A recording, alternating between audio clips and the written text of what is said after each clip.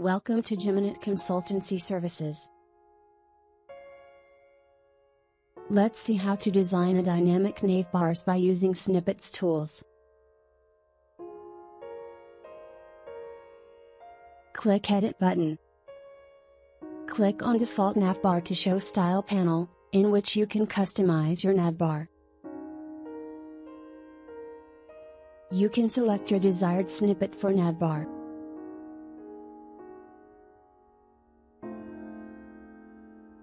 For now we are selecting Navbar 1 snippet.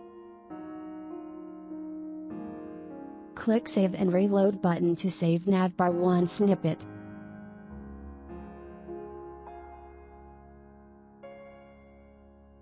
Click Save button to save snippet.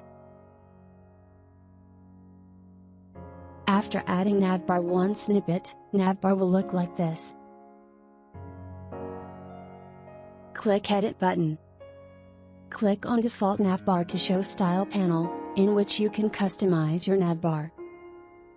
You can select your desired snippet for Navbar. For now we are selecting Navbar 2 snippet, click Save and Reload button to save Navbar 2 snippet.